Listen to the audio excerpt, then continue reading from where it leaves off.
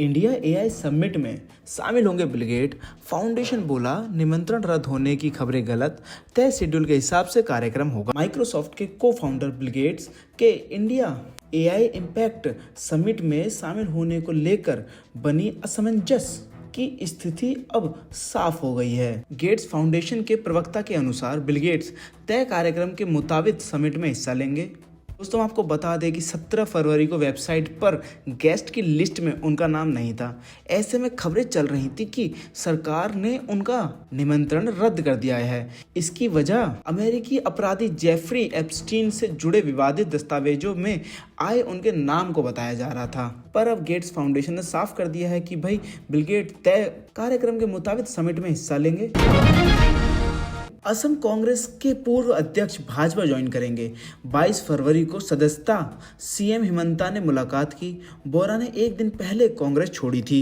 हम आपको बता दें दोस्तों कि असम कांग्रेस के पूर्व अध्यक्ष भूपेंद्र कुमार बोरा के भाजपा ज्वाइन करने की अटकलों पर आखिरकार मोहर लग गई।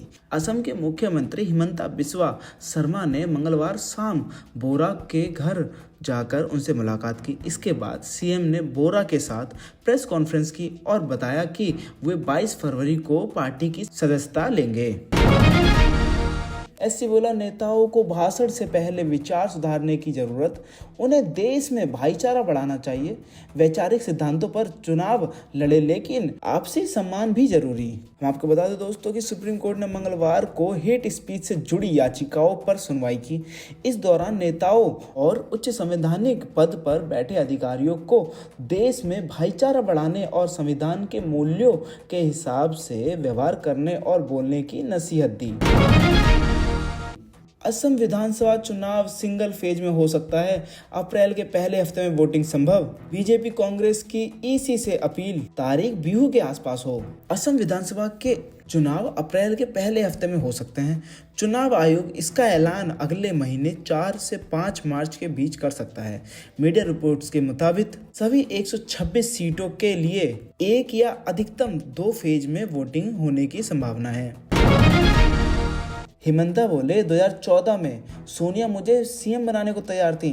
राहुल ने नेताओं को फोन कर हालात बदल दिए, लेकिन जो होता है अच्छा होता है। को बता दें कि असम के मुख्यमंत्री हिमंता बिस्वा शर्मा ने मंगलवार को दावा किया कि 2014 में कांग्रेस अध्यक्ष सोनिया गांधी ने मुझसे मुख्यमंत्री बनने की पेशकश की थी। कहा था कि मैं शपथ लेने की तारीख तय करूं। उस समय कांग्रेस के 58 विधायक मेरे समर्थन में थे और साथ ही पत्रकारों को बताया, मैंने उनसे कहा था कि वे जून 2024 में कामाख्या मंदिर में होने वाली अंबुबाची मेले के अगले दिन ही शपथ लेंगे। लेकिन उस समय अमेरिका में मौजूद राहुल ने पार्टी नेताओं को फोन किए और हालात बदल गए। राहुल गांधी के खिलाफ मानहानि केस रद्द। कर्नाटक चुनाव में 40% कमीशन वाले विज्ञापन का मामला, हाईकोर्ट ने भाजपा नेता की याचिका खारिज की। कर्नाटक हाईकोर्ट ने मंगलवार को कांग्रेस सांसद राहुल गांधी के खिलाफ मानहानि केस को रद्द कर दिया है। यह मामला हम आपको बता दें 2023 के विधानसभा चुनाव से पहले 40% कमीशन वाले कांग्रेस के विज्ञापन को लेकर भाजपा नेता की शिकायत पर दर्ज हुआ था। करप्शन रेड कार्ड वाले इस विज्ञापन को राहुल गांधी ने भी सोशल मीडिया पर शेयर किया था। ममता बोली चुनाव आयोग तुगलकी आयोग बना। बीजेपी के निर्देश पर 58 लाख वोटर्स के नाम हटवाए। भाजपा आईटी सेल ने एआई का इस्तेमाल किया। पश्चिम बंगाल के मुख्यमंत्री ममता बनर्जी ने चुनाव आयोग पर तीखा हमला बोला है। कोलकाता में मंगलवार को उन्होंने आयोग को तुगलकी आयोग बताया।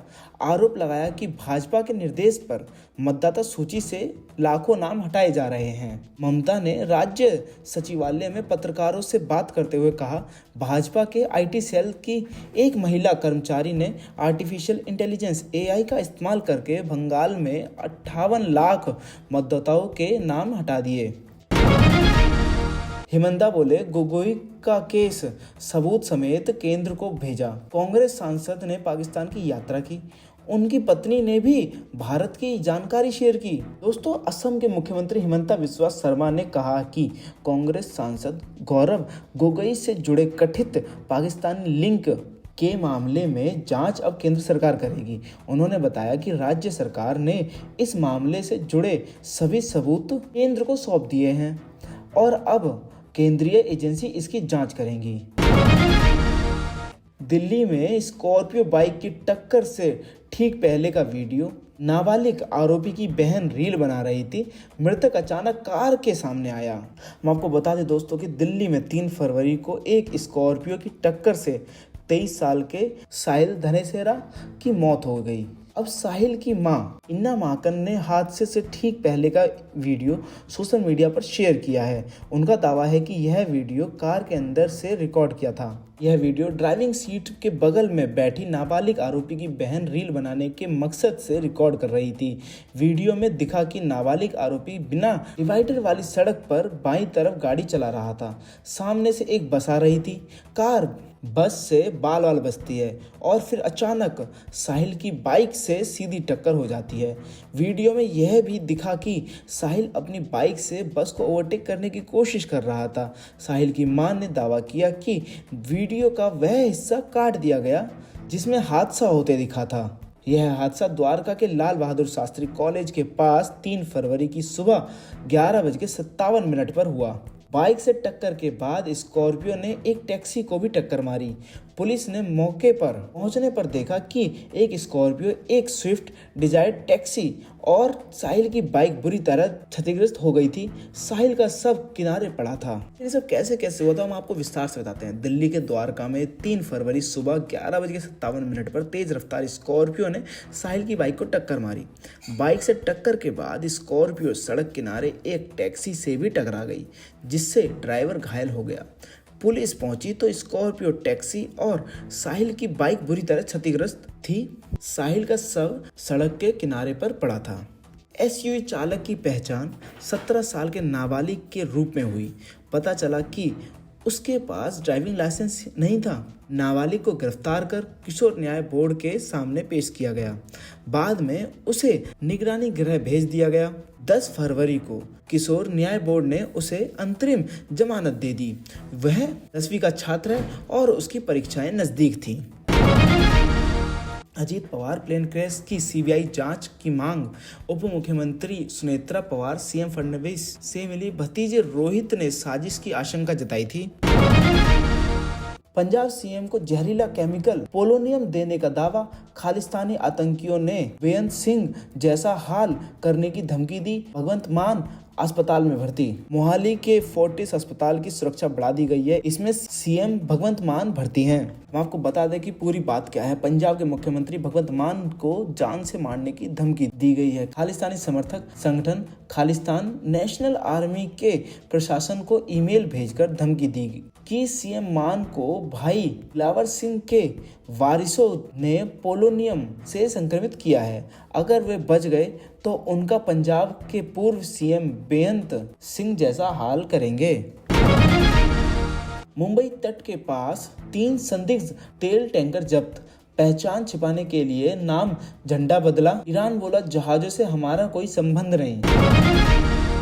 लखनऊ पुलिस से भिड़े कांग्रेसी बैरिकेडिंग पर चढ़े। 300 कार्यकर्ता हाउस अरेस्ट। अखिलेश बोले एक पुलिस वाले के सामने 50 लोग खड़े हो जाओ। दरअसल लखनऊ में मंगलवार को कांग्रेस ऑफिस के बाहर कार्यकर्ताओं और पुलिस की झड़प हो गई। जमकर धक्का मुक्की हुई। कांग्रेस प्रदेश अध्यक्ष अजय राय, विधायक आराधना मिश्रा मोना समेत कई कांग्रेस कार्यकर्ता बैरिकेडिंग पर चढ़ गए। 1 घंटे तक गहमागहमी का माहौल रहा। 1000 से ज्यादा कार्यकर्ताओं को रोकने में पुलिस वालों के पसीने छूट गए। आरएएफ और पीएसी के 500 से ज्यादा जवानों ने किसी तरह सभी को उतार कर बस में ठूस कर भरा और इको गार्डन ले गए। अजय राय बैरिकेडिंग से उतरने लगे तो उनका पैर फिसल गया। वे लड़खड़ा गए। पुलिस वालों ने उन्हें संभाला। बाराबंकी सांसद तनुज पुनिया समेत प्रदेश भर के 300 से ज्यादा कार्यकर्ताओं को हाउस अरेस्ट कर लिया गया है, जो लखनऊ के लिए रवाना हुए थे। पुलिस ने उन्हें रास्ते में रोक लिया और लौटा दिया। एमपी, यूपी और राजस्थान में तेज गर्मी।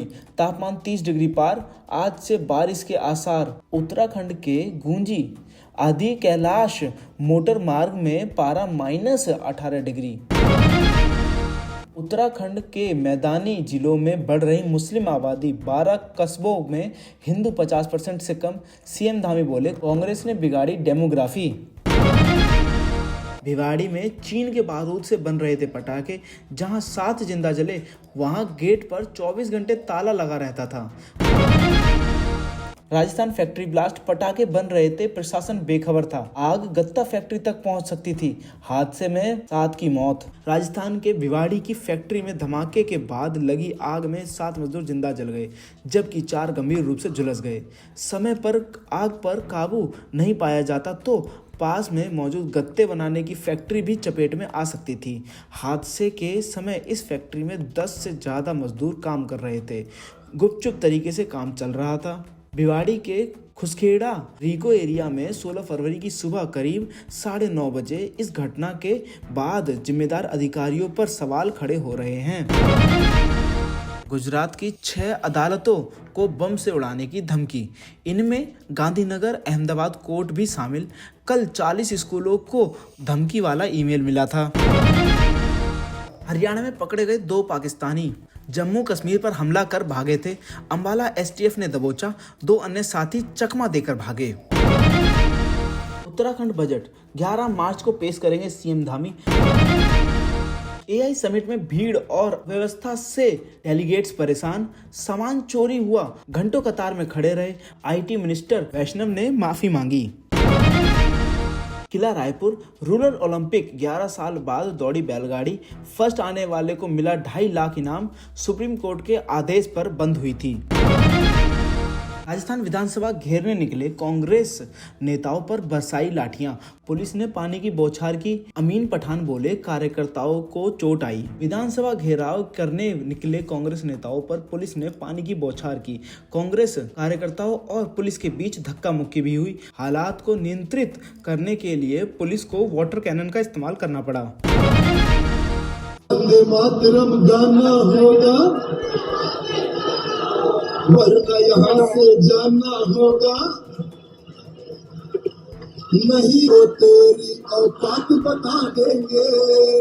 भाजपा विधायक बोले 10-10 बांग्लादेशियों के सर काटेंगे। छिंदवाड़ा में 50,000 रुपए इनाम की घोषणा, कहा वंदे मातरम गाना होगा। जहां जहां हिंदुओं पर हमले होते हैं वहां ओवैसी चुप रहते हैं। वंदे मातरम गाना होगा, वरना यहां से जाना होगा, नहीं तो तेरी औकात बता देंगे। ये बात तेलंगाना के भाजपा विधायक टी राजा सिंह छिंदवाड़ा में सोमवार को आयोजित हिंदू गर्जना रैली में कही। टी राजा ने कहा कई नेता अलग अलग क्षेत्रों में अलग अलग तरह की भाषा और प्रतीकों का इस्तेमाल करते हैं। अपने ऊपर हुए हमलों का जिक्र करते हुए उन्होंने कहा अगर कोई मेरी जान लेना चाहता है तो पूरी तरह ले, लेकिन बच गया तो सख्त जवाब देंगे। उन्होंने नो केस नो एफआईआर की मांग भी रखी और कहा कि अगर सरकार उनकी मांगे मानती है तो उनके बजरंगी 10-10 बांग्लादेशियों का सर काटेंगे। भाजपा विधायक ने कहा कि उनका कभी राज आया तो वह एक आतंकी का सिर काटने वाले को 50,000 रुपए का इनाम देंगे। पुलिस की स्कॉर्पियो पेड़ से टकराई, दरोगा की मौत, महिला समेत 4 पुलिस वाले घायल, दबिश देकर गोरखपुर लौट रहे थे। रेप के आरोप के बाद उत्तम स्वामी कथा छोड़ गए। कथा में महिलाओं पर पानी फेंकने और धक्का देने का वीडियो सामने आया। उत्तम स्वामी के कार्यकर्ताओं पर महिलाओं से बदसलूकी और मंच से पानी फेंकने का आरोप। महिलाओं ने कार्रवाई की मांग की।